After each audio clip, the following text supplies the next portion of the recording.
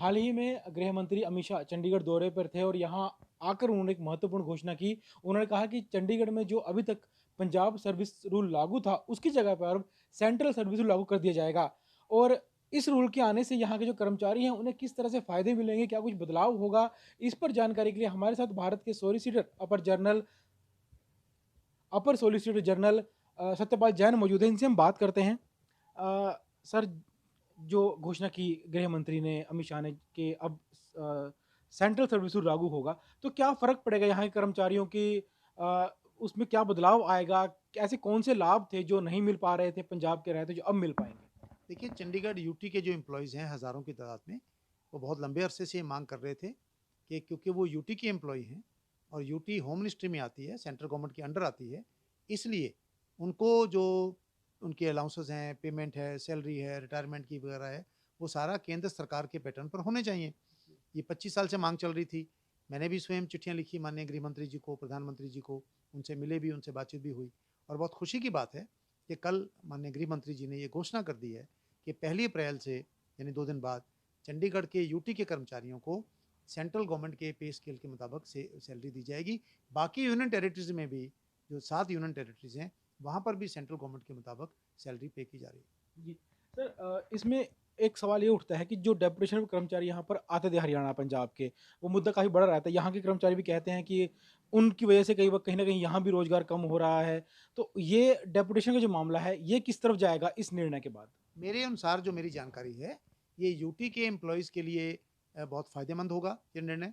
उनकी तनख्वाह भी बढ़ेगी, जो आपकी उनकी लीव है, वो लीव भी उनकी बढ़ेगी, मैटरनिटी लीव में इज़ाफ़ा होगा, अलाउंसेस में इज़ाफ़ा होगा, रिटायरमेंट की एज 58 से बढ़ के 60 हो जाएगी।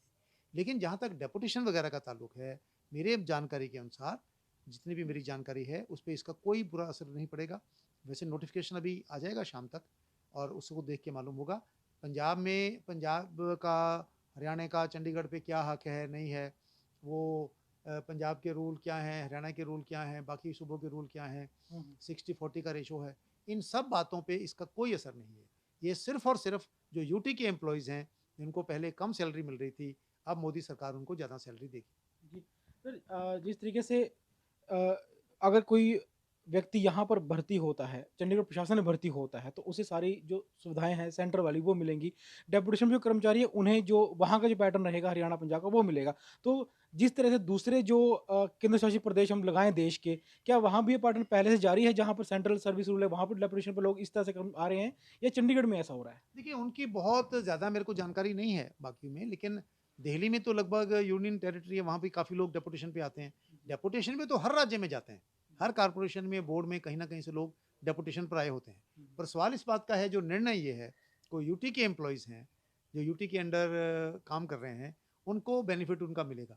एग्ज़ैक्ट नोटिफ़िकेशन आने के बाद क्या होगा वो देखा जाएगा। नंबर 2, ये किसी की सैलरी कम नहीं कर रहा। जी, डेपुटेशन वालों को कम तो नहीं कर रहा ना। जी। ये तो नहीं कह रहा कि इसकी कम हो जाएगी, उसकी कम हो जाएगी।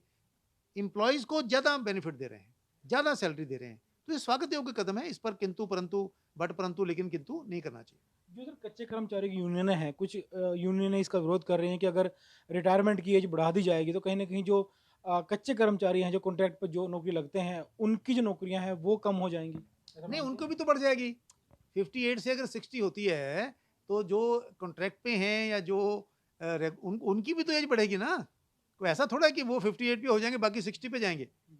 तो बढ़ेंगे तो सबकी एज बढ़ जाएगी, 2-2 साल सबके लिए मिल जाएगा, इसमें आपत्ति वाली क्या बात है? जी, सर, ये आखिरी सवाल है कि पंजाब को काफ़ी आपत्ति इसमें सामने आ रही है। कई कई नेता हैं जो बल्कि मुख्यमंत्री भगवंत मान हैं या दूसरे बड़े नेता हैं, ट्वीट कर बोल रहे हैं कि इस बात का विरोध कर रहे हैं कि सरकार कहीं न कहीं जो हक है पंजाब का चंडीगढ़ के ऊपर, उसे कम करने की कोशिश कर रही है।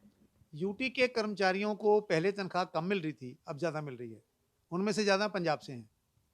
तो अगर पंजाब के पंजाबी कर्मचारियों को, हरियाणा के कर्मचारियों को, जो यूटी के कर्मचारी हैं, उनकी तनख्वाह में वृद्धि होती है, उनकी एज ऑफ रिटायरमेंट में वृद्धि होती है, तो इसमें पंजाब के हकों पे डाका कहाँ से हो गया? आपको तो खुश होना चाहिए, आपको स्वागत करना चाहिए। आप तो बल्कि ये कहो कि जो चंडीगढ़ में यूटी कर्मचारियों को मिला है, हम पंजाब के कर्मचारियों को उससे भी ज़्यादा देंगे। वो तो बात समझ में आती है। आपने देना नहीं, जो दे रहे हैं उनका विरोध कर रहे हो। ये उनका स्टैंड एंटी एम्प्लॉयी स्टैंड है। और दूसरी मैं उनसे निवेदन करना चाहता हूँ, सोच समझ कर बात करें। पढ़ें पहले क्या है, नोटिफ़िकेशन देखें, तब कमेंट करें। सिर्फ इसलिए क्योंकि ये मोदी सरकार का निर्णय है और आप मोदी सरकार के खिलाफ हैं, इसलिए जो भी उनका अच्छा कदम है उसका विरोध करना है, ये अच्छी बात नहीं है, इससे उनका अपना ही नुकसान होगा।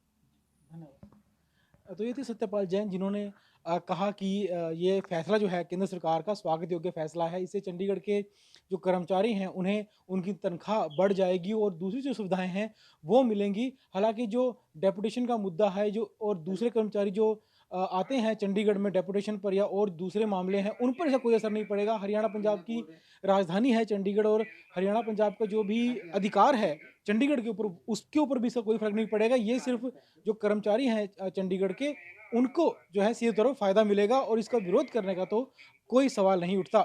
कैमरामैन राजेश के साथ विजय राणा, एटीवी भारत।